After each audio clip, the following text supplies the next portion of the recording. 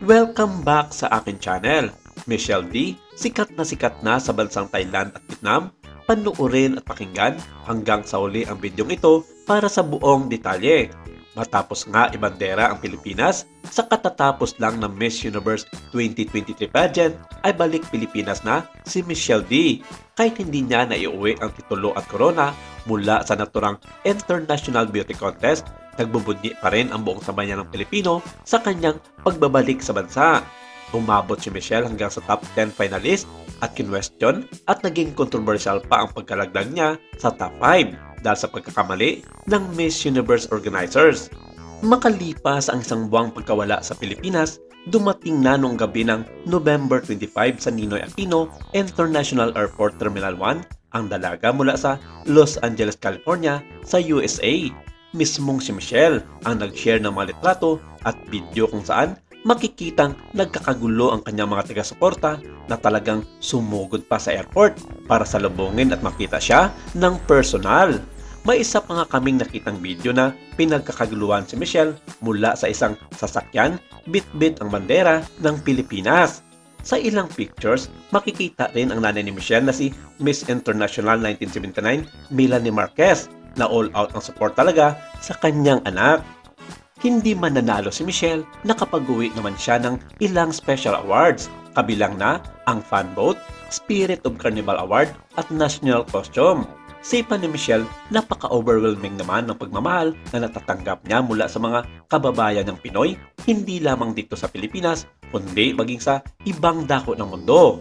Noong Biyernes ng gabi, November 24, inanunsyo ng Miss Universe Organization ang naging resulta ng National Costume Competition na nangyari noong November 17, isang araw bago ang Coronation Night na ginanap sa El Salvador.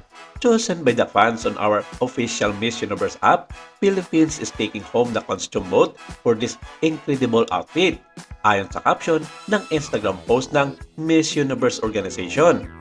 6 na araw nang tapos ang Miss Universe 2023, ngunit kahapon lang ibinandera kung sino ang nagwagi. A look back at the script of the National Costume Show as Michelle talked the stage. It's a bird, it's a plane, it's Philippines. Crowned with the captain's hat, this costume is a salute to the delegate's role as an Air Force reservist. The look is representative of our country, resilient and radiant. There's no denying, she's the queen of flying in the Philippines. Sinang Miss Universe Organization.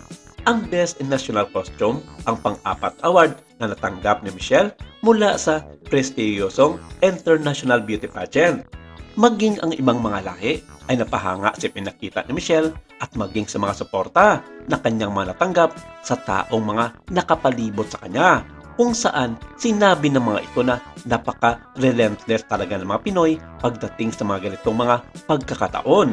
Partikular na nga dito sa Thailand at Vietnam na hanggang sa ngayon ay pinag-uusapan pa rin ang katatapos lamang ng Miss Universe 2023 na ginanap nga sa El Salvador. Laman ng mga pangunahing media outlet si Michelle D sa mga naturang bansa at sinasabi pa nga ng mga ito na may kay nga ang ating pambato at hindi imposible na siya nga sana ang tatanghaling winner sa nasabing prestiyosong beauty pageant. At kung inyong mababasa sa lahat ng mga naging komento dito ay halos positive vibes ang dala ng mga ito tungkol sa ating pambato na si Michelle D. Hindi malayo na napakasikat nga niya sa naturang bansa ng Thailand at Vietnam. At hindi malayo rin na isa sa mga araw na ito ay maimbitahan si Michelle sa ilang mga media outlet sa naturang bansa para mag-share ng kanyang mga naging karanasan sa isa sa pinaka-controversial na beauty pageant sa nakalipas na 2 dekada.